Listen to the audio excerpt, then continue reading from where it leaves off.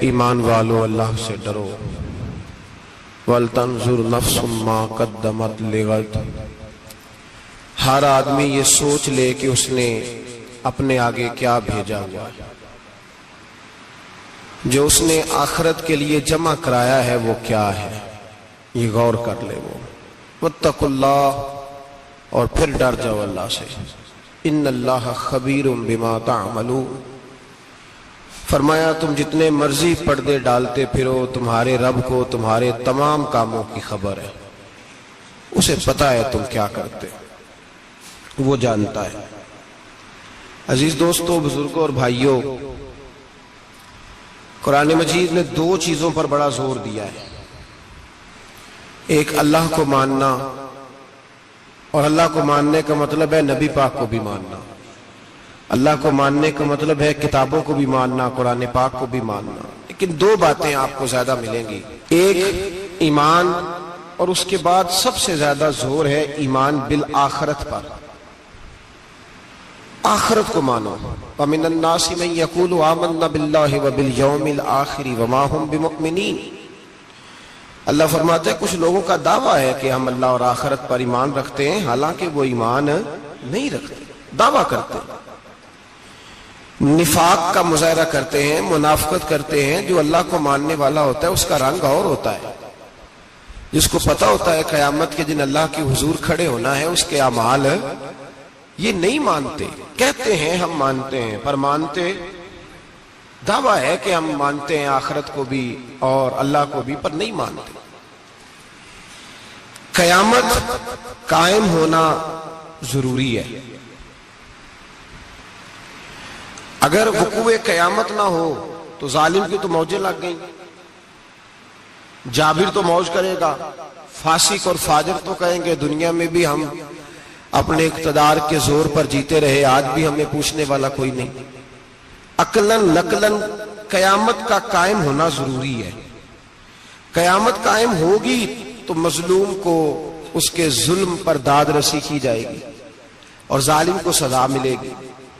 ایک آدمی ساری زندگی دنیا کے اندر لوٹ مار کرتا رہا، دھوکہ فریب فراڈ کرتا رہا، اس کی راتیں شراب و کباب میں گزر گئیں، وہ مرے اور بات ختم ہو گئی، ٹھیک ہے موج کر کے چلا گیا۔ ایک آدمی ساری زندگی اس نے اللہ تبارک و تعالیٰ کی رضا کے لیے اپنی نظر کی حفاظت کی، زبان کی حفاظت کی، یہاں تک کہ دل کی بھی حفاظت کی، وہ بھی مرے تو معاملہ ختم ہو گیا۔ اس طرح تو پھر سرکش کا کچھ بنے گا ہی نہیں۔ نظام زندگی ساری اس کی سوچ ختم ہو کے رہ جائے گی اگر قیامت قائم نہیں ہوتی۔ قیامت کا قائم ہونا حق ہے، اس لیے قرآن مجید نے ایک جگہ پہ نہیں 20 جگہ پہ یہ بیان فرمایا ہے کہ قیامت ضرور قائم ہوگی، قیامت، اور وہ قائم ہو کر اپنے سارے لوازمات سمیت قائم ہوگی۔ میرے نبی پاک صلی اللہ علیہ وسلم نے فرمایا مظلوم کو حق ملے گا، ظالم کو سزا ملے گی۔ جابر اس دن اللہ کی بارگاہ میں رسوا کیے جائیں گے، جن پر جبر کرتے رہے انہیں اللہ کے حضور سے عطا کیا جائے گا۔ قیامت کا وقوع ہونا ضروری ہے، اور قیامت تو جب قائم ہوگی تب ہوگی۔ دنیا میں بھی ایسا ہوتا ہے، ظلم کا انجام ٹھیک نہیں ہوتا، جبر کا انجام، جھوٹ کی زندگی لمبی نہیں ہوتی، دھوکے فریب فراڈ ملمہ سازی، ان چیزوں کی عمریں اللہ نے تھوڑی رکھی ہیں۔ وقتی طور پر ظالم کو، دھوکے باز کو، جابر کو جو مہلت ملتی ہے وہ سمجھتا ہے میری سیاست کام کر رہی ہے، وہ سمجھتا ہے میں بڑا دانا ہوں، بڑا چالاک ہوں، دیکھ لو اتنے ظلم کے، جبر کے، دھوکے کے باوجود بنا ہوا ہوں۔ حالانکہ اللہ کی طرف سے اسے مہلت ملتی ہے اور بڑا ہی مہربان ہے۔ مہلت اس طرح دیتا ہے کہ میرے نبی پاک علیہ السلام نے فرمایا جب میرا مسلمان نیکی کرتا ہے تو اللہ فرشتوں سے فرماتا ہے 70 گنا بڑھا کے لکھ لو اس کی نیکی، 70 گنا۔ اور جب گناہ کرتا ہے تو اللہ فرماتا ہے ٹھہر جاؤ ابھی لکھنا نہ، اسے ٹائم دو۔ یا اللہ کتنا؟ فرمایا 24 گھنٹے تو دو، ہو سکتا ہے توبہ کر لے، یہ اس کی مہربانی ہے۔ اب وہ جو اللہ نے مہلت دی ہے نا کہ شاید توبہ کر لے، لوگ سمجھتے ہیں میری چالاکی کی وجہ سے نظام سیٹ چل رہا ہے، میں بڑا تیز ہوں، 2 4 5 باتیں بولتا ہوں سب صحیح ہو جاتا ہے۔ لوگ اس کو اپنی دانائی سمجھ لیتے ہیں، حالانکہ وہ اللہ کی طرف سے۔ فرعون نے کئی 100 سال حکومت کی اور اس طرح اس نے ظلم کیے کہ لاکھوں اور ہزاروں بچے قتل ہی کرا دیے۔ 12,000 عورتوں کے پیٹ میں حمل تھا، اس نے ضائع کرا دیا۔ جب حضرت موسیٰ علیہ السلام اپنی قوم کو لے کے نکلے، رستے میں دریا آ گیا، فرعون پیچھے لگا ہوا تھا۔ وَإِذْ فَرَقْنَا بِكُمُ الْبَحْرَ فَأَنْجَيْنَاكُمْ، اللہ فرماتے تمہارے لیے میں نے دریا کو پھاڑا اور تمہیں نجات دے دی۔ وَأَغْرَقْنَا آلَ فِرْعَوْنَ، اور فرعون کو غرق کر دیا۔ وَأَنْتُمْ تَنْظُرُونَ، تم کھڑے دیکھ رہے تھے۔ اب جب حضرت موسیٰ دریا کے کنارے پہنچے تو فرعون بھی پیچھے آیا۔ فرعون لوگوں سے کہا کرتا تھا کہ میں کہتا ہوں تو دریا چلتا ہے، میں کہتا ہوں تو ہوائیں آتی ہے، میرے حکم کے پابند ہے سارے۔ جاگ رہے نا آپ حضرات، غور فرمائیے گا بات پر۔ دعویٰ تھا اس کا کہ میں کہتا ہوں تو نظام زندگی چلتا ہے۔ اب جب دریا کے کنارے پہنچی حضرت موسیٰ علیہ السلام تو اللہ نے حکم دیا کہ آپ عصا ماریں۔ جناب موسیٰ نے عصا مارا، 12 رستے بن گئے۔ اب حضرت موسیٰ کی قوم گزر رہی تھی تو فرعون سے پوچھنے لگے کہ تو کہتا تھا میرے حکم سے چلتا ہے، تو وہ تو حضرت موسیٰ نے ڈنڈا مارا ہے تو رستہ بن گیا ہے۔ باز نہیں آتا انسان باز بنے بڑے اس کے پاس بڑی دلیلیں ہیں، جھوٹ سچ بول کے اپنے آپ کو مطمئن کرتا ہے، آخر دم تک تبدیل ہونے کو تیار نہیں ہوتا، دلیلیں گھڑتا رہتا ہے، بناتا رہتا ہے، شور کرتا ہے جان بوجھ کے۔ بھئی تو کہتا تھا میرے چلانے سے چلتا ہے، تو باز ابھی بھی نہیں آیا۔ کہنے لگا میں نے ہی حکم دیا ہے کہ ذرا پھٹ جا، مجھے یہ زندہ چاہیے۔ باز رسی جل گئی، بال کہنے لگا میں نے ہی کہا ہے دریا کو کہ یہ مجھے زندہ چاہیے، میرے بھاگے ہوئے ہیں تو اس لیے پھٹا ہے، تو آؤ میرے ساتھ دریا کراس کرے۔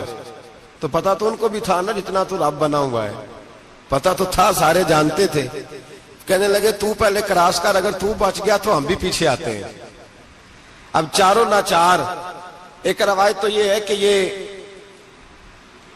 جب خدائی کا دعویٰ کرتا تھا نا، تخت پہ بیٹھا ہوتا تھا، تو ایک دن حضرت جبریل آئے اس کے پاس انسانی شکل میں،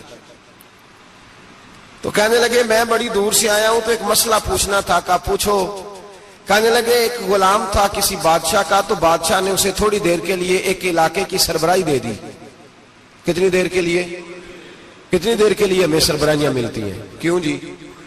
تھوڑی دیر کے لیے ملتی ہے نا، تھوڑی دیر کے لیے سربراہی دے دی ایک غلام کو۔ ذرا بات کو سمجھیے، حضرت جبریل پوچھتے ہیں، کہتے ہیں سربراہی مل گئی، اب وہ مالک ہی بن کے بیٹھ گیا ہے، وہ بات ہی نہیں سنتا، اس کو تھوڑی دیر کے لیے بنایا تھا، وہ تو خدائی کا دعویٰ کرنے لگا ہے۔ آپ بتائیں اس کا انجام کیا ہونا چاہیے؟ یہ مسئلہ پوچھنے آیا ہوں۔ تو فرعون کہنے لگا اس کا انجام یہ ہے کہ اسے پانی میں غوطے دے دے کے مار دے۔ انجام کیا ہے؟ بولیے کیا انجام ہے؟ کیا انجام ہے جی؟ پانی میں، اللہ اکبر، اپنی سزا تجویز کر رہا ہے۔ اس کی سزا کہ اسے پانی میں غوطے دے دے کے مارو ظالم کو۔ اسے تھوڑی دیر کے لیے بنایا تھا اور وہ چھائی گیا ہے، قبضہ ہی کر گیا ہے۔ حضرت جبریل کہنے لگے جی آپ لکھ کے دے دیں گے؟ کہنے لگا لاؤ لکھ دیتے ہیں۔ لکھوا لیا، جناب جبریل رکا لے کے تشریف لے گئے۔ اب جب فرعون دریا میں آیا نا تو اللہ نے حکم دیا مل جا۔ جب دریا ملا چیخنے لگا تو حضرت جبریل آئے، کہنے لگے تیرا ہی فتویٰ ہے، یہ تیری سزا ہی ہے نا، ہم بھی بڑی سزائیں تجویز کرتے ہیں، یہ جھوٹا ہے جی، اس کا تو فلانا علاج ہونا چاہیے، تو اگر تو جھوٹ بولے تو یہ فلانا بڑا جاور ہے جی، اس کے ساتھ اس طرح ہونا چاہیے، تو اگر تو یہ کام کرے تو جو سزا تو لوگوں کے لیے تجویز کر رہا ہے تو اپنے بارے میں بھی سوچ۔ اب جب غوطے آئے نا، آخری وقت دیکھا وہ فرعون جو کہتا تھا میری مرضی سے دریا چلتا ہے، علامہ ساوی نے تفسیر ساوی میں لکھا ہے تڑپ کے رونے لگا۔ جب یہ مزاج ہے، ایک دفعہ اوپر آتا ہے آدمی جب دریا میں جاتا ہے، اوپر آیا تو چیخنے او میرے حواریو خدا کا واسطہ مجھے بچاؤ۔ کہنے لگے تو کہتا تھا میری مرضی سے چلتا ہے، بے بسی ہے، تڑپتا ہے، روتا ہے، وارث شاہ مان کری نہ وارثاں دا، رب بے وارثہ کر کے ماردائی، تڑپ رہا ہے، چلا رہا ہے، کوئی مدد کو نہیں پہنچتا۔ اب جب آخری غوطہ آیا تو کہنے لگا آمنا برب موسیٰ و ہارون، میں موسیٰ کے رب کو بھی مان گیا، ہارون کے رب کو بھی۔ اللہ نے فرمایا نہیں، اب تیرا ماننا قابل قبول ہے۔ اس وقت ماننا تھا جب تجھے مہلت دی تھی، جب تو جوان تھا۔ بڑھاپا آتا ہے، بیماری آتی ہے، جوان آدمی بیماری کا شکار ہوتا ہے تو کہتا ہے یا اللہ ایک دفعہ صحیح کر دے، میں ساری پڑھا کروں گا، ایک دفعہ ٹھیک کر دے، میں مسجد میں رہوں گا، میں اگلے سال اعتکاف بھی کروں گا، میں ساری تراویحیں پڑھوں گا۔ تو اس وقت پڑھنی تھی جب تجھے مہلت دی تھی، اس وقت پڑھنا تھا جب اللہ نے تجھے آسانی دی، زندگی دی۔ اگلا وقت یہ حال ایک کا نہیں ہوا۔ نمرود کو دیکھ لیں، حضرت ابراہیم علیہ السلام کو کہتا تھا میں رب ہوں، آپ نے فرمایا رب تو وہ ہے جو زندہ کرتا اور مارتا ہے۔ ایک موت کا قیدی بلایا، کہنے لگا ہاں بھائی کتنے دن رہ گئے تھے پھانسی میں؟ کہنے لگا جی پرسوں ہونی تھی۔ کہا جا تجھے آزاد کیا، لو میں بھی زندگی دیتا ہوں۔ ایک بے گناہ آدمی کو پکڑ کے قتل کر دیا، کہتا میں بھی مارتا ہوں۔ حضرت ابراہیم علیہ السلام کہنے لگے تو بیوقوفوں جیسی دلیلیں دے رہا ہے، چل اس طرح کر، میرا رب سورج مشرق سے نکالتا ہے، تو اگر رب ہے تو مغرب سے نکال کے دکھا۔ اب دلیل کا جواب کوئی نہیں تھا تو کہنے لگا پکڑو اور آگ میں ڈال دو۔ اللہ کے نبی کو آگ میں ڈالنے والا، یہاں ایک مچھر بیٹھا ہے، 400 سال حکومت کی اور خدائی کا دعویٰ کیا۔ یہاں مچھر بیٹھا تھا، چھینک آئی تو مچھر اندر چلا گیا۔ پہلے دربار کا ادب یہ تھا کہ جو آئے سجدہ کرے، اب اس کے سر پہ کوئی چیز مارتا تھا تو اسے سکون ہوتا تھا، مچھر تھوڑی دیر کے لیے اس کا دماغ چھوڑتا تھا۔ او بھائی یہ اس دھرتی پہ اللہ نے لوگوں کو نظارے دکھائے اور ہمیں سمجھانے کے لیے دکھائے، ہمیں تفکر کی، غور کی دعوت دی کہ دیکھ لینا، اپنے عمل کو پرکھنا۔ تمہارے عمل حضرت موسیٰ کے فرما برداروں جیسے ہیں، جناب ابراہیم کے فرما برداروں جیسے ہیں، یا بن کے بیٹھ گئے ہو؟ اب دربار کا ادب یہ ہے، بے بسی کا یہ حال ہے کہ جوتے لٹکتے ہیں دربار میں، جو آتا ہے جوتا کھینچتا ہے، اور ادب یہ ہے کہ 10 جوتے نمرود کے سر پہ مارو، اور 400 سال جوتے لگتے رہے۔ روتا تھا، جو آدمی آتا تھا منتیں کرتا تھا، کہتا تھا کہیں سے کوئی دوائی مل جائے گی۔ پاگلوں جیسی زندگی گزاری، پاگلوں جیسی سخت۔ وہ تو حساب، وقوع قیامت تو حساب ہوگا ہی۔ یہاں لوگ پاگل ہو کے مرتے ہیں، معاذ اللہ، نفسیاتی مریض ہو کے مرتے ہیں۔ یہاں آخری وقت اتنا سخت آتا ہے کہ دنیا موت کی دعائیں مانگتی ہے۔ میرے بھائی جب انسان ظلم کرتا ہے تو بھول جاتا ہے کہ شاید مجھے پوچھے گا کوئی نہیں، جب وہ زیادتی کرتا ہے تو بھول جاتا ہے، جب وہ کسی کا حق کھاتا ہے تو وہ کہتا ہے شاید اس کا تو وارث ہی کوئی نہیں جس کو میں لوٹ رہا ہوں۔ لیکن جب اللہ کی پکڑ آتی ہے، حجاج بن یوسف ظالم تھا، اس نے اچھے کام بھی کیے تھے۔ قرآن پاک پر زیر زبر آراب حجاج بن یوسف نے لگوایا۔ محمد بن قاسم کو ہندوستان سندھ کے علاقے فتح کرنے بھی حجاج بن یوسف نے بھیجا تھا۔ ساری خوبیاں اپنی جگہ پر، ظالم بہت بڑا تھا۔ کسی آدمی نے اس کے سامنے کونے کی طرف منہ کر کے ساتھ والے سے بات کر لی تو کہنے لگا میرے خلاف کیا، اس کو لے جاؤ، 2 ٹکڑے کر کے واپس لے آؤ۔ توتی بولتا ہے نا، اقتدار، جب کسی کے ہاتھ اقتدار ہوتا ہے نا، وہ چاہے ایک گھر کا ہی کیوں نہ ہو، وہ 10 بندے فیکٹری میں کام کرتے ہیں اور جو ان کا مالک ہوتا ہے وہ کہتا میں مالک ہوں، مجھے مانو۔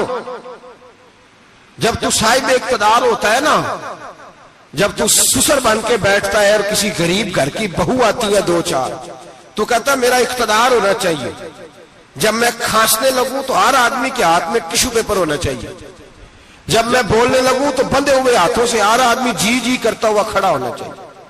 جس آدمی کا، اور یہ کام بہو بھی کرتی ہے کئی دفعہ، وہ بھی کہتی ہے کہ تمہیں پتا نہیں میں کتنا لمبا چوڑا جہیز لے کے آئی ہوں،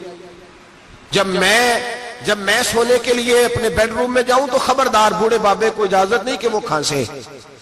اماں کو چاہیے کہ اگر اس کو بڑی سخت پیاس بھی لگی ہے تو میرے سوتے سوتے باورچی خانے میں برتن نہ کھٹکھٹائے۔ جو جہاں بھی جس اسٹیج پہ بھی بیٹھتا ہے وہ کہتا ہے کوئی نہیں مجھے پوچھنے والا، میں مطلق العنان ہوں۔ جوان بوڑھوں کا مذاق اڑاتے ہیں، سمجھتے ہیں شاید کبھی بوڑھے ہی نہیں ہونا، مذاق اڑاتے ہیں۔ تندرست لوگ بیماروں کا مذاق اڑاتے ہیں، شاید کبھی بیمار نہیں ہونا۔ حجاج بن یوسف ظالم تھا، ظلم کرتا تھا، زیادتی کرتا تھا۔ حضرت سعید بن جبیر ایک تابعی بزرگ تھے، اتنے بڑے بزرگ تھے کہ ساری رات نماز پڑھتے تھے، سارا سال روزہ رکھتے تھے۔ ایک دن انہوں نے منبر پہ بیٹھ کے کہا کہ حجاج ظلم سے باز آ جائے ورنہ اللہ کی لاٹھی بڑی بے آواز ہے۔ اللہ کی لاٹھی، اس کا کیا مطلب ہوتا ہے؟ اس کا مطلب ہے جب رب کی لاٹھی چلتی ہے تو اس کی آواز، جی اس کا پہلے کوئی پیغام، وہ پہلے اعلان نہیں کرتا کہ تگڑے ہو جاؤ لاٹھی چلنے لگی ہے، لاٹھی چلتی ہے پر اس کی آواز، سمجھ آ رہی ہے میری بات کی؟ جمعۃ الوداع کے لیے تشریف لانے والے احباب خاص غور فرمائیے گا، حجاج بن یوسف کو پتا چلا کہ حضرت سعید بن جبیر نے میرے خلاف بات کی، بلا لیا، کہنے لگا تو نے میرے خلاف بات کی ہے؟ فرمانے لگے کی ہے۔ کہنے لگا تجھے پتا ہے میں قتل کر دوں گا؟ آپ فرمانے لگے نہ تو زندگی کا مالک ہے نہ موت کا مالک ہے، تو کیسے قتل کر؟ کہنے لگا تجھے پتا ہے میرا؟ فرمایا میں نے تجھے نہیں، میں نے تو کئی شداد، کئی حماد، کئی قارون، کئی فرعون، کئی نمرود دیکھے، کئیوں کی داستانیں سنی، تو کون ہے؟ تو چھوٹا سا ہے۔ ایک جملہ ہے ملا جلال الدین رومی کا، بڑے درویش تھے، ایک بات کہہ گئے، کہنے لگے نمرود جتنے پیسے نہیں، فرعون جتنی حکومت نہیں، قارون جتنی دولت نہیں، ورنہ فرمانے لگے میرے زمانے میں بھی کئی لوگوں کا خدا بننے کو دل کرتا ہے، کئی لوگوں کا دل کرتا ہے، لیکن نمرود جتنے پیسے، فرعون جتنی طاقت اور قارون جتنی دولت نہیں، ورنہ ہو سکتا ہے لوگ دعویٰ کر جائیں معاذ اللہ ثم معاذ اللہ۔ یہ آج سے کئی سو سال پہلے وہ کہہ رہے ہیں، آج تو حالات بڑے ابتر ہیں، اس کی نسبت خطرناک۔ فرمانے لگے حضرت سعید بن جبیر تو زندگی موت کا مالک نہیں۔ کہنے لگا پکڑو، قتل کرو اسے، لے جاؤ۔ جب پکڑ کر کھینچ کر لے جا رہے تھے نا تو حضرت سعید بن جبیر مسکرانے لگے۔ اب ظالم کے سامنے مسکرائے تو اس کو بڑا غصہ آیا، یہ میرا مذاق اڑاتا ہے؟ بلا لیا، ادھر آؤ، کیوں مسکرا رہے ہو، کیا ہوا؟ تو حضرت سعید بن جبیر کہنے لگے میں مسکرا رہا ہوں تیری بیوقوفی پر اور اپنے اللہ کی دی ہوئی ڈھیل پر۔ میں مسکرا رہا ہوں کہ یا اللہ کیا بات ہے، کیا تیرا شان ہے، کیسے لوگوں کو ڈھیل دی ہوئی ہے۔ میں مسکرا رہا ہوں تیری بیوقوفی پر کہ تو سمجھتا ہے شاید مجھے پوچھنے والا کوئی نہیں۔ کہنے لگا اس کو باہر نہ لے جاؤ، میرے سامنے قتل کرو۔ ٹھیک ہے جی، قتل کرنے لگے تو حضرت سعید بن جبیر نے منہ کعبے کی جانب کر لیا، انی وجہت وجہی للذی فطر السماوات والارض حنیفا وما انا من المشرکین۔ جب آپ نے یہ آیتیں پڑھی نا کہ میں نے منہ کر لیا ہے اپنے رب کی جانب، کرو مجھے قتل، کہنے لگا نہیں نہیں، اس کا منہ پھیرو، کعبے کی طرف ہو کے قتل نہ ہو، ہے ظالم پر پاگل ہو گیا ہے۔ حضرت سعید بن جبیر کے حوصلے نے شکست دے دی، ناکام ہو گیا، مخبوط الحواس ہو، کہنے لگا اس کا منہ پھیر دو۔ جب کعبے سے پھیرا تو آپ فرمانے لگے للہ المشرق والمغرب فانما تولى فثم وجه اللہ۔ اللہ فرماتا ہے تو مشرق اور مغرب سارا ہی اللہ کا ہے، جدھر بھی منہ کرو گے ادھر اللہ ہی اللہ ہے، جدھر بھی منہ کرو گے ادھر اللہ ہی اللہ ہے، چاروں جانب۔ پھیر دے جدھر منہ پھیرنا ہے تو نے، پھیر دیا منہ۔ حضرت سعید بن جبیر کے گلے پہ خنجر رکھا تو آپ نے ہاتھ اٹھائے، کہنے لگے اے اللہ میرے بعد اسے کسی اور پر مسلط نہ کرنا، میرے بعد کسی اور پر مسلط نہ، بس میں آخری ہوں۔ جب آپ ذبح ہوئے تو اتنا خون نکلا کہ لوگ کہتے ہیں جتنا اونٹ کے وجود سے نکلتا ہے، تر ہو گیا سارا اس کا دربار۔ ایک سمجھدار آدمی کو بلا کے کہنے لگا اتنا خون میں نے بڑے بندے قتل کرائے ہیں پر اتنا خون نہیں نکلا۔ تو وہ کہنے لگے لوگ مر جاتے ہیں، مرتے وقت ڈر جاتے ہیں، سہم جاتے ہیں، خون سکڑ جاتا ہے، لگتا ہے یہ شخص جب دنیا سے گیا ہے تو ڈٹ کے گیا ہے، یہ ڈٹ کے گیا ہے دنیا سے۔ حجاج بن یوسف رات کو سویا تو تڑپ کے اٹھا، کیا ہوا؟ گھر والے کہنے لگے کیا ہوا؟ کہنے لگے سعید بن جبیر خواب میں آیا اور کہتے ہیں اٹھ مجھے بتا تو نے مجھے کیوں قتل کیا، بتا کیوں مارا۔ اگلی رات پھر سویا تو وہی خواب، پھر سویا تو وہی خواب۔ گناہ نفسیاتی مریض بنا دیتا ہے، ظلم تجھے مخبوط الحواس کر دیتا ہے۔ جب تو زیادتی کرتا ہے تو اللہ فرماتے ہیں کہ تو اللہ کو بھولتا ہے، اللہ تجھے اپنا آپ بھلا دیتا ہے، پھر تو بھول جاتا ہے، پھر تو سیدھے رستے پہ چلتا ہے پر بھٹک جاتا ہے، پھر تو صحیح رستوں کا تعین کر کے بھی گمراہ ہوتا ہے، پھر تو روز وہی گاڑی چلاتا ہے پر اب جب تو بریک لگاتا ہے تو نہیں لگتی۔ جب گناہوں کے ساتھ تو مخبوط الحواس ہوتا ہے، تو روز وہ کاروبار کرتا ہے، لیکن جب تیرے گناہ تجھے گھیر لیتے ہیں پھر اسی کاروبار میں تو نقصان اٹھاتا ہے۔ حجاج بن یوسف تڑپتا ہے، روتا ہے، یہاں تک کہ بیمار ہو گیا، پیٹ میں درد ہوتی ہے، پتہ نہیں کیا ہوا، تکلیف ہوتی ہے، پتہ نہیں، سارے حکیم، طبیب، ڈاکٹر، کوئی نہ سمجھ سکا کہ بیماری کیا ہے۔ جو بیماریاں خدائی ہوتی ہیں ان کا لوگوں کو پتا، جو آزمائشیں رب کی جانب سے ہوتی ہیں وہ ڈاکٹروں کے ہتھے نہیں چڑھتی، جو تکلیفیں اللہ دیتا ہے ان کا حکیم طبیب علاج نہیں کر پاتے، مشکل، اور شفا اسی وقت ہوتی ہے جب اللہ دینا چاہے، اور جب رب بھی دینا نہ چاہے تو بڑے بڑے ڈاکٹر کہتے ہیں کہ ہمارے بس کی بات نہیں رہی۔ بغداد سے حکیم آئے، پیٹ دیکھا، کہنے لگے نہ تیرے معدے میں کوئی دقت ہے، نہ تیرے جگر میں، نہ کسی اور جگہ، ماجرا کیا ہے؟ ایک آخری علاج ہے، آخری، وہ کیا؟ گوشت کا چھوٹا سا ٹکڑا دھاگے کے ساتھ باندھ کے منہ میں ڈالا، اور پھر ایک باریک سا تنکا لے کے اس کو اندر ڈالنے لگے گلے میں۔ وہ گوشت کا ٹکڑا جب حلق کے اندر اتر گیا، اس حکیم نے واپس کھینچا تو کیسے ایسی بدبو آئی جیسی کبھی سونگی نہ تھی۔ جانور، کیڑے مکوڑے لگے ہوئے باہر نکلے، اور جب دیکھا تو جتنے محل میں لوگ بیٹھے تھے چلاتے ہوئے نکل گئے کہ یہ کیا مصیبتیں ہیں۔ حکیم بھی اٹھ کے دوڑنے لگا، کہا تجھے کیا ہوا؟ کہنے لگے حجاج تیری بیماری زمینی نہیں، تیری مصیبت زمینی نہیں۔ کہا میری مرض تک تم کیوں نہیں پہنچ پا رہے؟ تو کہنے لگے لگتا ہے تو بد دعا کا مریض ہے، لگتا ہے تو ظلم کا مریض ہے، تو جبر کا مریض ہے۔ تڑپتا رہا، سسکتا رہا۔ ایک وقت وہ بھی آیا کہ گھر والوں نے کمرے میں بند کر کے تالا لگا دیا، دیوار سے ٹکرے مارتا۔ او بھائی، جو گناہوں کے بیمار ہوتے ہیں انہیں شفا نہیں ہوتی، جو ظلم، جبر، بربریت کے بیمار ہوتے ہیں انہیں سکون قلبی میسر نہیں آتا۔ دوائیاں ان بیماریوں کی بنی ہوئی ہیں جو بیماریاں زمینی ہیں، جو بیماریاں خوراک کی بد پرہیزی سے ہوتی ہیں، جو گناہوں کی بد پرہیزی سے ہوتی ہیں، ان کی بیماریاں، ان کی شفا توبہ ہے، ان کی شفا رجوع اللہ ہے، ان کی توبہ اللہ سے معافی مانگنے سے شفا ہوتی ہے۔ حجاج جب مرنے لگا تو بلایا، یہ رنگ بھی ذرا ملاحظہ کیجیے گا، دو چار قریبیوں کو بلایا، پتہ ہوتا ہے نا اپنے کرتوتوں کا آدمی کو، پتہ سارا ہے سردار نوکیتیاں کا، جب پتہ ہوتا ہے سارا، بلا کے کہنے لگا جب میں مر جاؤں تو مجھے رات کو دفن کرنا۔ کیوں بھائی، عورت ہے؟ کہنے لگا نہیں، رات کو دفنانا۔ ٹھیک ہے، رات کو دفنا دیں گے۔ پھر کہنے لگا جب صبح ہو جائے تو صبح ہونے سے پہلے پہلے میری قبر زمین کے برابر کر دینا، نشان مٹا دینا۔ کا وجہ تو کلمہ پڑھتا ہے، حضور کا حکم ہے کہ قبر کم از کم ایک بالش، ایک گیٹ اونچی ہونی چاہیے زمین سے، کم از کم، تو تیری قبر مٹا دے۔ وجہ پتہ ہوتا ہے اپنے ظلموں کا۔ کہنے لگا مجھے پتہ ہے لوگ میرے مرنے کے بعد میری قبر بھی نہیں چھوڑیں گے، دنیا میں تو میرے جبر کی وجہ سے کوئی آ نہ سکا، لیکن میری قبر بھی لوگ جنازوں میں باتیں شروع کر دیتے ہیں۔ جنازوں میں نے ایسی بھی داستانیں سنی ہے کہ کوئی مرا تو لوگ جوتوں کا ہار قبر پہ ڈال آئے۔ نہیں بھائی، تو جب زندہ تھا تو تیرے جبر ظلم کی وجہ سے نہیں کو بول سکا۔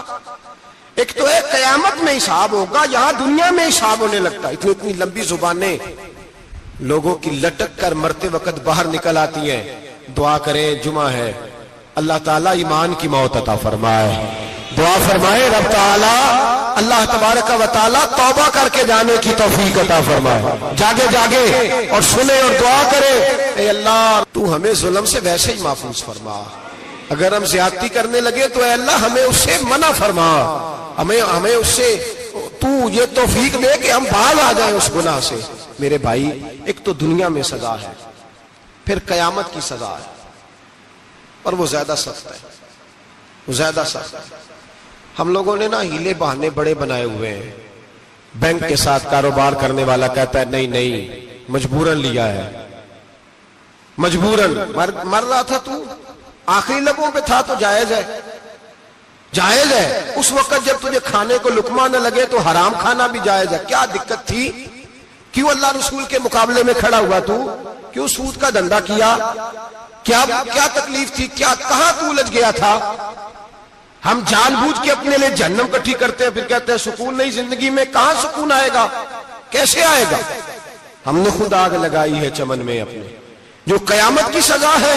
میرے نبی پاک علیہ السلام نے فرمایا رب تمہیں سامنے کھڑا کرے گا، اور کس طرح کھڑا کرے گا؟ فرمایا لوگوں کے وجود سے کپڑے اتر جائیں گے، زمین اس طرح دہکے گی جس طرح تانبا زمین پہ رکھا جائے اور آگ جلائی جائے۔ تانبا دیکھا آپ لوگوں نے؟ یہ بھی گرمی گزری ہے نا، تو فرش پر جب سورج پڑتا تھا تو ننگے پاؤں چلا نہیں جاتا تھا، صحیح کہہ رہا ہوں؟ ننگے پاؤں، بچے کا پیر زمین پہ لگتا تو چیخ اٹھتے ہیں، کہتے ہیں اوہ جل گیا پیر، حالانکہ یہ فرش دنیا کے۔ اور اگر تانبے کے اندر خاصیت ہے کہ اگر کوئی دھات جلدی اور زیادہ گرم ہوتی ہے تو وہ تانبا ہے۔ میرے نبی نے مثال دی تو اس کی دی جو سخت تھا، فرمایا تانبے کی طرح زمین تپائی جائے گی، اور پھر ننگے پاؤں رب تمہیں کھڑا کرے گا۔ آج سورج کی پشت تمہاری جانب ہے، قیامت میں منہ تمہاری جانب ہوگا۔ نیزہ آپ نے دیکھا ہوگا، نیزہ ہوتا تھا، فرمایا یہ جو تم نیزے دیکھتے ہو صرف 1.25 نیزے کے برابر سورج قریب آ جائے گا، اور پھر اللہ تمہیں سامنے کھڑا کر کے تم سے سوال جواب کرے گا۔ اور حضور نے کہہ دیا ہے تو اب کسی نعت خواں کے کہنے سے بات بدل سکتی، کسی پیر کے کہنے سے جملہ بدل سکتا، کسی خطیب کے کہنے سے فکر نہ کرنا، وہ سامنے جنت پڑی ہے، اب بات بدل سکتی؟ خدا کی رحمت پر بھروسہ رکھنا ضروری ہے، نبی پاک کی شفاعت کی امید رکھنا، بولیے، لیکن جو حضور نے بیان کیا ہے اس کو ماننا بھی یہ بھی ضروری ہے۔ میرے نبی پاک نے فرمایا اللہ تم سے حساب لے گا اور اللہ پوچھے گا، تم نے جواب دینا ہے۔ حضور کس کس شے کا؟ فرمایا جو پہنتے ہو اس کا جواب نہیں دینا، جو کھاتے ہو اس کا جواب نہیں دینا، جو اللہ کے راستے میں دیتے ہو اس کا جواب، باقی ہر شے کا جواب دینا ہے۔ ادھر جو پلاٹ ہے اس کا بھی جواب دینا ہے، اور جو بچوں کو پیسے بتائے ان کا بھی جواب دینا ہے، جو چھپائے ہیں ان کا بھی۔ ثم لتسألن یومئذ عن النعیم، جو کمیٹی اپنے محلے میں ڈالی ہے اس کا بھی جواب دینا ہے، جو سسرال کے علاقے میں ابا جی سے چوری ڈالی ہوئی ہے اس کا جواب بھی، سب کا جواب دینا ہے، تمام حساب کتاب۔ اور اللہ فرماتے ہیں میں سامنے کھڑا کر کے ہر سوال کا تجھ سے جواب، تجھے ہر سوال کا جواب صاحب۔ اچھا یہ جو بڑے لوگ تھے وہ حساب سے ڈرتے تھے، ہم چھوٹے لوگ ہیں ہم حساب سے ہم نہیں ڈرتے، ہم کہتے ہیں دیکھی جائے گی۔ بڑے لوگ جو تھے وہ حساب سے، حضرت ابو بکر صدیق دعا کرایا کرتے تھے، دعا کرو اللہ مجھ سے حساب نہ پوچھے۔ حضرت عمر فاروق رضی اللہ تعالیٰ عنہ اپنے بیٹے سے کہتے تھے بیٹا اپنے باپ کے لیے رحمت کی دعا کرنا، میں درگزر والا ہوں، میں حساب والا کوئی نہیں۔ بڑے لوگ ڈرتے تھے، بڑے لوگ۔ حضرت عثمان غنی قبر پہ کھڑے ہوتے تھے تو داڑھی آنسوؤں سے بھیگ جاتی۔ غلام کہتے ہیں حضور 3 دفعہ نبی پاک نے آپ کو جنت کی بشارت دی ہے، 3 دفعہ بشارت دی ہے، تو آپ کیوں اتنا روتے ہیں؟ عثمان غنی فرماتے جس رسول نے مجھے جنتی کہا ہے اسی محبوب نے مجھے فرمایا تھا عثمان قبر آخرت کی منزلوں میں سے پہلی منزل ہے۔ اور آپ فرماتے میرے تو کمرے میں دیا گل ہو جائے تو مجھے ڈر لگتا ہے، اس میں تو مکمل اندھیرا ہے۔ آپ فرماتے کھڑکیاں بند ہو تو دم گھٹنے لگتا ہے، اس کو تو دروازہ ہی کوئی نہیں، روشن دان تک نہیں۔ بھائی جو بڑے تھے وہ ڈر رہے تھے۔ مولا علی شیر خدا نماز کا وضو کر کے کانپتے تھے، کانپتے۔ علی آپ مرحب کے سامنے نہیں کانپے، خیبر کا دروازہ اکھاڑتے نہیں کانپے، بدر احد خندق حنین اور خیبر میں نہیں کانپے، تو یہاں آپ فرمانے لگے مالک کے سامنے جاتے ہوئے ڈر آتا ہے۔ بڑے لوگ کانپتے تھے، بڑے لوگ۔ آج کون سا جمعہ ہے؟ سارے بولیے۔ حالانکہ یہ اگلے سال دوبارہ آئے گا، ہمارا نہیں پتا کہ ہم ودا ہو جائیں کہ کیا بنے۔ یہ کون سا جمعہ ہے؟ آیا جمعۃ الوداع، آئے ہم پڑھ گئے۔ آج ایک فکر لے کر کے جانا، ایک سوچ، جہاں روز رات کو بیٹے کی ٹینشن، بیٹی کی ٹینشن، بھائی کی ٹینشن، پوتے کی ٹینشن ہوتی ہے نا، ایک ٹینشن اور اپنے آج ایک ٹینشن بڑھا لو، قبر کی ٹینشن پیدا کر لو، قیامت کی تھوڑی سی فکر کر لو، تھوڑی سی، ایک لمحے کے لیے صحیح تھوڑا خیال پیدا کرے۔ حضرت حسن بصری نام سنا ہوا ہے نا، یہ حضرت علی کے شاگرد ہیں، نبی پاک کے گھر میں آ جاتے تھے کئی دفعہ، بچے تھے جب۔ حضرت حسن بصری تابعی ہیں، فرماتے خانہ کعبہ میں عمرہ کرنے گیا، طواف کعبہ کر رہا تھا تو بڑا عجیب منظر ہوا، رات کی تنہائی ہوئی۔ اس وقت کئی دفعہ طواف بند بھی ہوتا تھا، اس لیے کہ رش کم ہوتا تھا تو رات کو سب سو جاتے۔ کہتے رات ذرا گہری ہوئی تو لوگ اپنا اپنا خیمہ لے کے جاتے تھے، اب تو ہوٹل ہے نا تو خیمے لگتے تھے، لوگ خیمہ لے کے جاتے تھے، جہاں جگہ ملتی تھی خیمہ لگا کے رہتے تھے۔ فرماتے میں رات کو سویا خیمے میں، ایک دردناک آواز آئی، میٹھی ہے دھیمی ہے پر درد بڑا ہے۔ کوئی رونے والا رو کے کہتا ہے اللہ حساب قیامت میں مجھ سے نہ لینا، اے اللہ تنہائی میں جتنا مرضی حساب لینا پر لوگوں کے سامنے نہ لینا۔ اور پھر کہتا ہے اللہ فضل تو تب کرے جب تو میرا حساب پوچھے ہی نہ۔ پھر چند منٹ گزرے تو پھر وہ رونے لگا، میرے کانوں میں آواز آئی، کہنے لگا اے اللہ حساب تو ان کا لیا جاتا ہے جو حساب کے قابل ہوتے ہیں۔ اعلیٰ حضرت کہتے ہیں نا رضا سے تو کیا حساب لے گا، رضا بھی کسی حساب میں ہے۔ اے اللہ میں قابل نہیں، مجھ سے حساب نہ لینا۔ کہتے تھوڑی دیر گزری تو پھر وہ رونے لگا، پھر ذرا سانس سنبھلے تو پھر کہنے لگا اے اللہ میں تو لوگوں کو کوئی بندہ حساب پوچھ لے تو نہیں دے سکتا، میں تجھے کیسے حساب دوں گا۔ پھر تڑپنے لگا۔ کہتے تھوڑی دیر گزری تو پھر ایک لفظ انہوں نے کہے رونے والے نے، کہنے لگے اللہ دیکھ تیرے محبوب کا فرمان ہے جو معافی مانگے تو اسے معاف کر دیا کرتا ہے۔ اے اللہ میں معافی مانگنے آیا ہوں اور مسجد نہیں آیا، میں کعبۃ اللہ ہی آ گیا ہوں۔ کہتے ہیں وہ اتنا روئے کہ چیخ آئی ان کی، اور جب دھڑام سے کوئی زمین پہ گرا تو میں پریشان ہوا کہ اب تو بے ہوش ہو گیا۔ فرماتے ہیں میں زور سے اٹھا فٹافٹ اور اس شخص کی طرف بڑھا، میرے دل میں خیال ہے کوئی گناہگار ہے بیچارہ، تو چلو میں بھی دعا کرتا ہوں، اس کو کہتا ہوں بیٹے فکر نہ کر اللہ تیری مدد کرے گا۔ فرماتے ہیں میں گیا اس نیت کے ساتھ کہ میں کہوں گا چلو اٹھو تم بھی دعا کرو میں بھی کرتا ہوں، اللہ ہم سے حساب نہ پوچھے۔ کہتے میں گیا تو وہ شخصیت بے ہوش پڑی تھی، کالے سیاہ بال ان کے چہرے پہ بکھرے ہوئے تھے۔ کہتے ہیں لوگوں جب میں نے زلفیں ہٹائیں چہرے سے تو میرا وجود کانپنے لگا آسمان ٹوٹ پڑے گا، زمین پھٹ جائے گی، ستارے بکھر جائیں گے، آج بہہ جائیں گے سمندر۔ فرماتے ہیں میری چیخیں نکل گئی، یہ کوئی گناہگار تو نہیں، یہ تو حضرت فاطمہ کے پوتے امام زین العابدین ہے، یہ تو امام حسین کا وہ بیٹا ہے جو کربلا میں تنہا بچے تھے۔ فرماتے ہیں میں امام کا چہرہ دیکھا تو بھاگ کے آیا اور میں نے اپنی داڑھی ان کے پیروں کے ساتھ مس کی اور میں نے کہا حضور اٹھئے۔ امام اٹھے تو میں نے کہا شہزادے تیرے تو اشارے سے اللہ کئی گناہگاروں کو بخشے گا، تیری تو دعا سے اللہ بخشے گا، یہ کیا کر رہے ہو؟ تو امام زین العابدین کہنے لگے حسن بصری ادھر آ یار، ادھر آؤ بزرگو، میرے دادا کے پاس رہنے والے ہو، میں نے نا آج ہی سنا ہے کہ اس کا عذاب بڑا سخت ہے، آؤ میرے لیے دعا کرو، اللہ پاک مجھ سے حساب نہ پوچھے۔ کہا حضور نہ کریں۔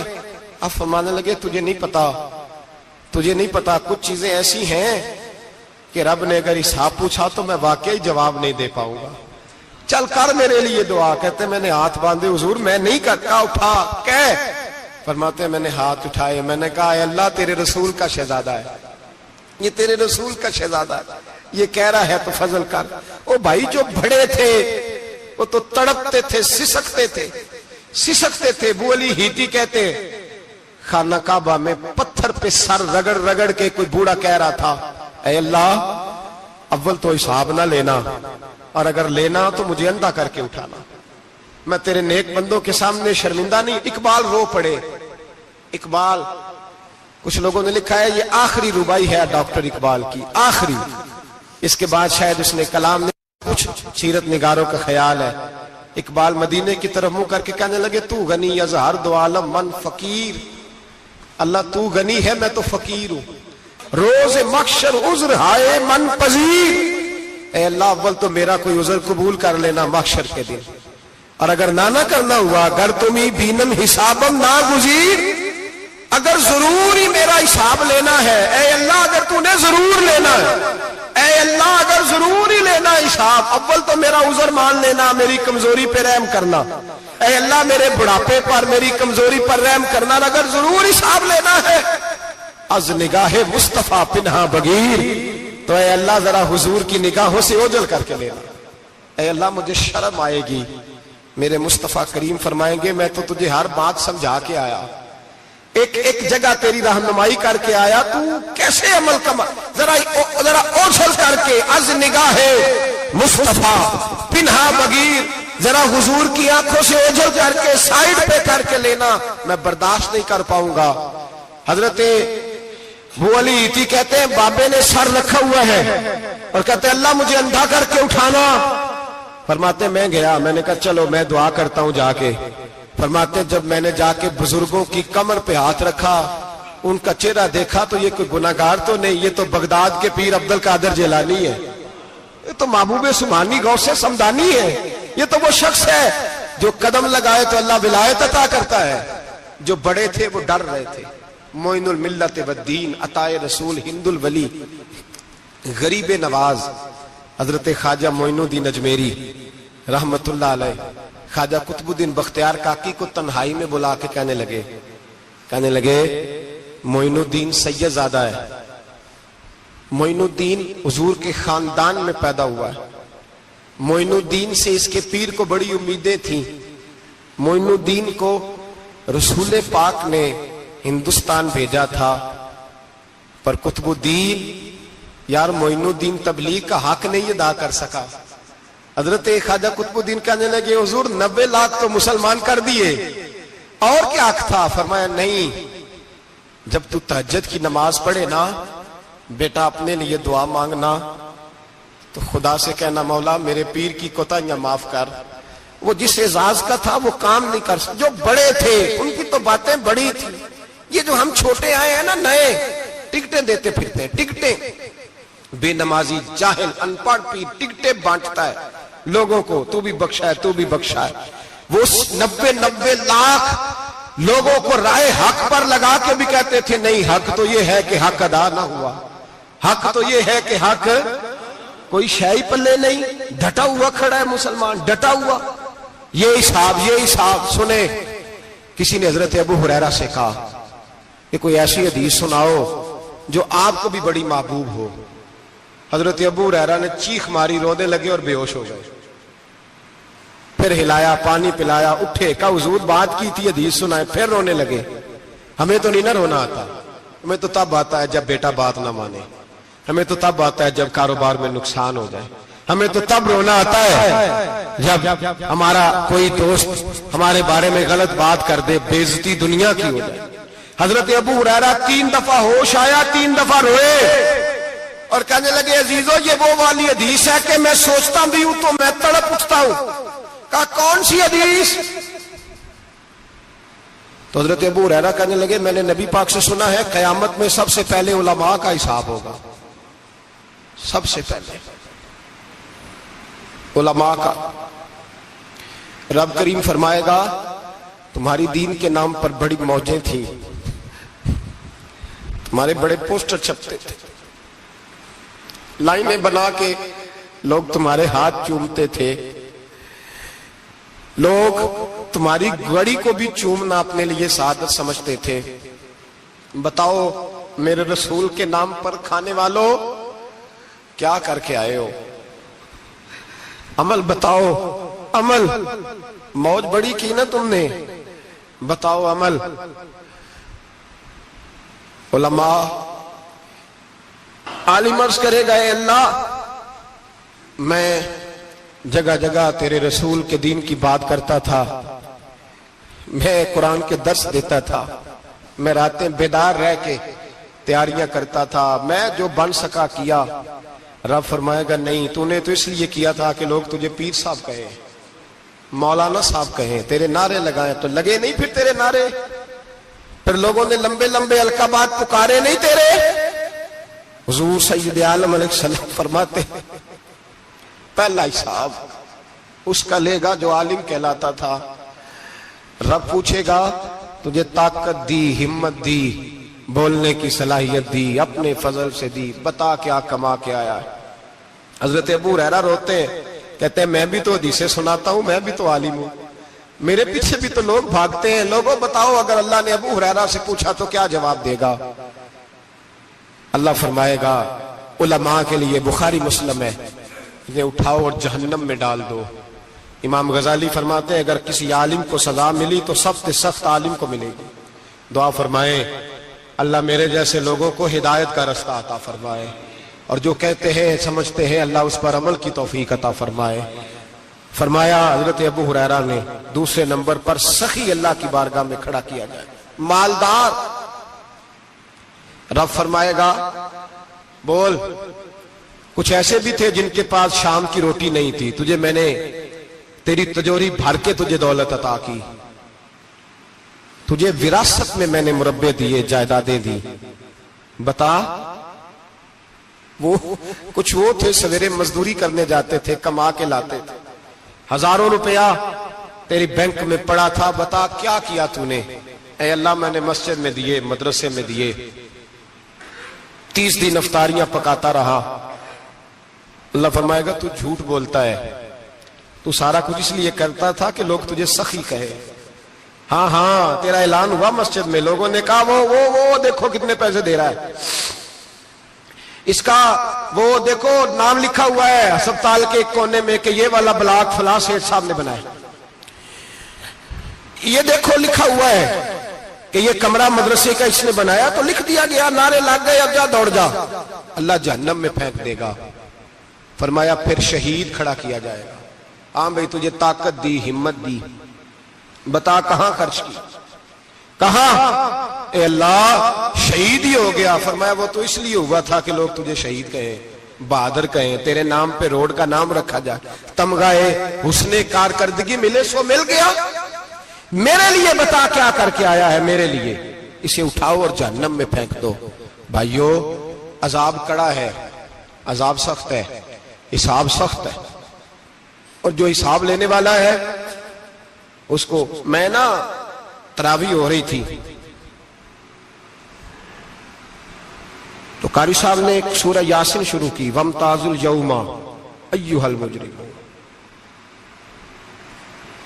اللہ فرماتا ہے قیامت میں کہوں گا مجرم جو ہے نا وہ صفوں سے باہر آ جائے، صفوں سے باہر آ جائے۔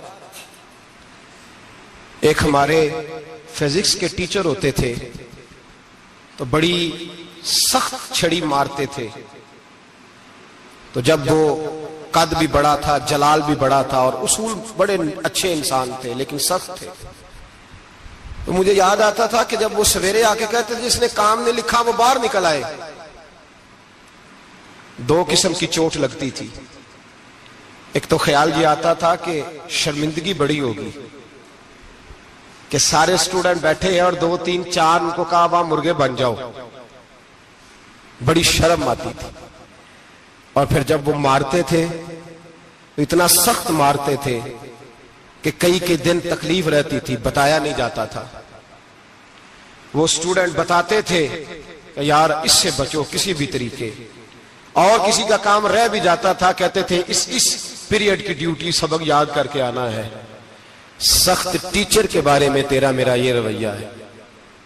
تو یاد آ رہا تھا جب وہ کہہ رہے تھے نا وَامْتَازُوا الْيَوْمَ أَيُّهَا الْمُجْرِمُونَ، تو میں صف میں کھڑا تھا تو 2 قطرے میرے بہہ گئے آنسو کے۔ مجھے ساتھ بچہ کہنے لگا طبیعت ٹھیک ہے، میں نے کہا طبیعت تو ٹھیک ہے، کچھ یاد آ گیا ہے کہ میدان محشر میں یہاں تو چھپے ہوئے ہیں نا عیب، چھپے ہوئے، اور بھائی رب بڑا کریم ہے، عیبوں کے باوجود نوازتا ہے۔ میرا دعویٰ یہ ہے اگر ہمارے عیب کھل جائیں، لوگ ہمیں دھرتی پہ جینے نہ دیں، لوگ جینے نہ دیں، نکال دیں، اپنے بھی ہمیں برداشت نہ کریں، یہ تو اس کا کرم ہے۔ پتہ سارا ہے سردار نو کیتیاں دا، پردہ چپایا ہی تیرا پلا ہو سی۔ وَامْتَازُوا الْيَوْمَ أَيُّهَا الْمُجْرِمُونَ، اللہ فرمائے گا مجرم باہر آ جائے۔ یا اللہ کیا ہوگا؟ جب سوال جواب ہوں گے تو رب فرماتا ہے تیری زبان پہ مور لگا کے بند کر دوں گا، تیرے ہاتھ بولیں گے، پیر بولیں گے، سر بولے گا، پیٹ بولے گا۔ اس وقت کی فکر پیدا کریں، ٹینشن پیدا کریں۔ وقوع قیامت حق ہے. اور باندھ کے نا لوگ پیر باندھ کے زور کے ساتھ باندھتے. سگا بیٹا جب قبر میں دفن کرتا ہے نا تو وہ بھی کہتا ہے وہ کونا، یہ کونا تھوڑا سا مٹی کم ہے، یہاں بھی مٹی ڈالو. پہلے لوگ روزانہ جاتے ہیں، پھر ہفتے کے بعد، پھر مہینوں بیت جاتے ہیں.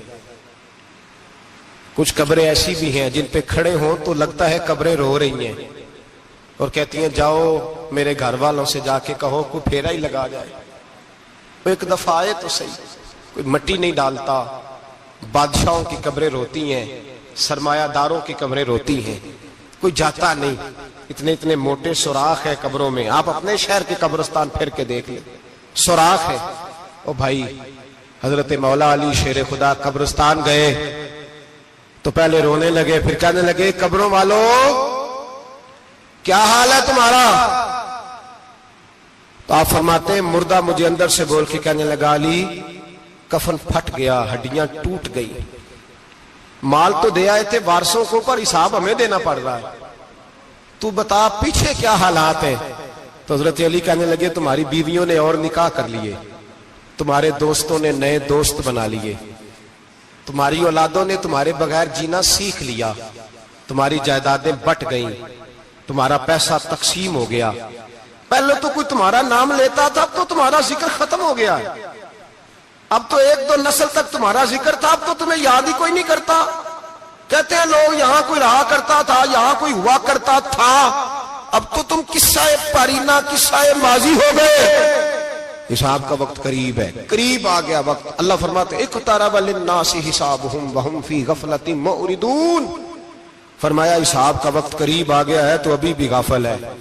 جمعۃ الوداع ایک پریشانی لگانے کا ارادہ تھا، بڑی پریشانیاں پالی ہیں، ایک پریشانی اور پال لو. جس کو یہ پریشانی لگ جائے اس کے عمل سنورنے لگ جاتا ہے. یہ پریشانی پال لو کہ اگر مجھے حساب دینا پڑے. حضرت عمر کا فرمان، آپ فرمایا کرتے تھے اپنا حساب خود کر لو قبل اس کے کہ اللہ تمہارا حساب کرے. خود کر لو اپنا حساب، خود کھاتے ٹھیک کر کے رکھو، چیک کر کے رکھو. میری دعا ہے اللہ پاک ہمیں ان میں شامل کرے جن کو وہ معاف کرنے والا ہے. آمین تو کہہ دے. اللہ تبارک و تعالی ہمیں ان لوگوں میں شامل کرے جنہیں اللہ بغیر حساب جنت عطا کرنے والا ہے. فکر پیدا کریں، سوچ پیدا کریں. اللہ تبارک و تعالیٰ کو راضی کرنے کے ایام ہے اور اس کی رضا کی طرف توجہ کریں سارے حضرات. اللہ تبارک و تعالیٰ